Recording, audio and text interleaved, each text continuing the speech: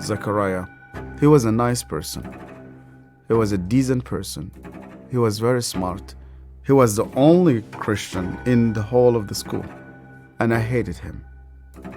Because I thought as a Muslim, I must be better than him. But he was better than I. We start to beat him every single day that we come to school. And we agreed on that night, we need to kill him. It was dark. It was cold. And we went ahead of him. And we were 5 of us. We climbed a tree and we waited there. And from far away, we saw that a torch coming. And the light became bigger and bigger as it approaches us. And the minute that he just went under the tree, we jumped at him. He was crying, he was screaming, he was shouting. We broke his arm, we broke his leg. He started to bleed. And because he started to scream and begging for help, I put my hand in his mouth so that no noise will come out of him. It's similar when you are slaughtering a sheep, it's just shivering, and the others were beating him. I felt very proud. You were actually doing something for Allah. You want to please Him. And suddenly, he could no longer breathe, and we could not hear his voice.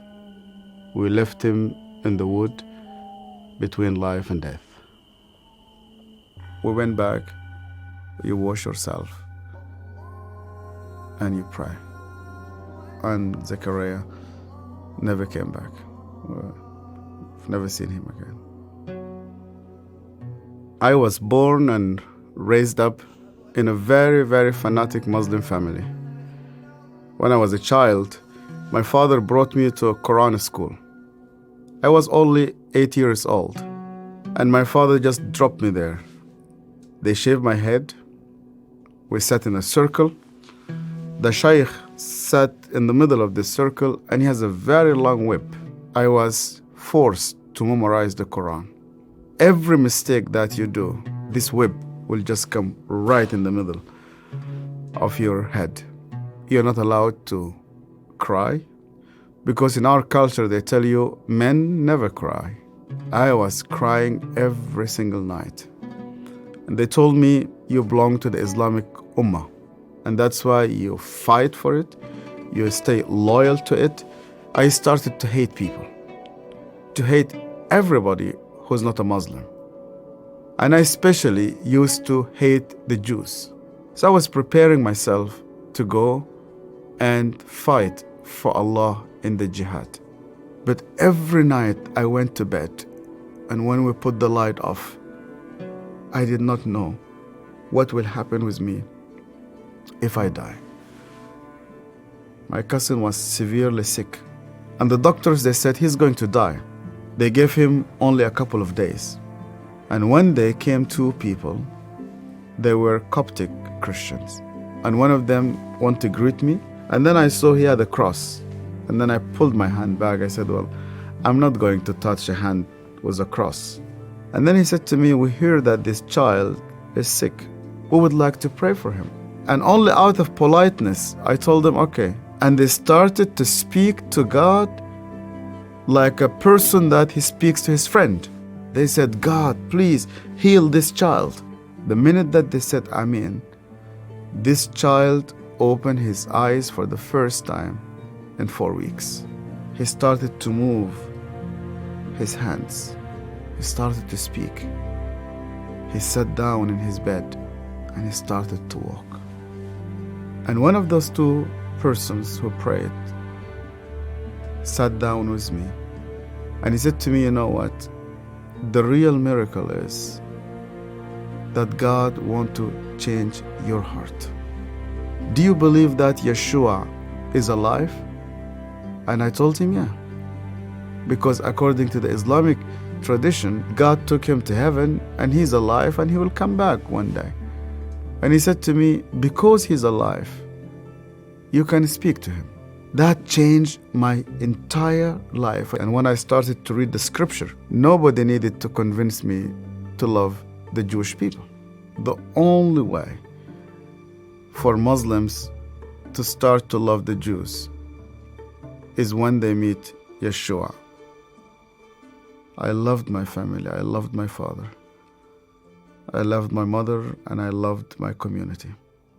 And when I decided to follow Yeshua, my grandfather and my father said to me, "You are no longer one of us." They made a funeral.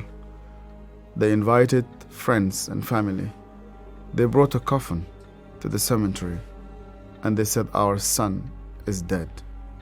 To be declared dead with no family, I said to God, "Where are you?"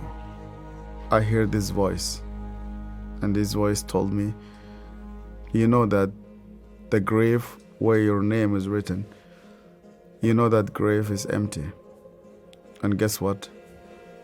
My grave is also empty." I went to Egypt for the first time after many years, and I was in a pastoral conference. And one of the Sudanese pastors came to me. It's an elderly man, gray hair. He started to speak to me and he asked me, "Where did you come from?" I told him my story. He started to cry. And then I asked him, "Why are you crying?" And he said to me, "Do you remember me? My name is Zachariah." And suddenly, I remembered him. The last time I saw him, it was in that dark night. I could hear suddenly the way that he was screaming, even though that was 25 years. Suddenly I started to see his broken arm and broken legs. I started to see the scars which I caused him. I started to be full of shame. I was a bad person, yeah. I was terrible. So Zechariah looked me straight into the eye again and he said to me, "Yasser, because you hated me so much, I was always praying for you." He opened his Bible, and the minute he opened his Bible, I saw that my name was written in the first page. I hated him. He prayed for me. On that day, God confronted me. He said to me, "Even before you start to think about me, I was thinking about you. To love those who hate you, you need someone whose name is Yeshua."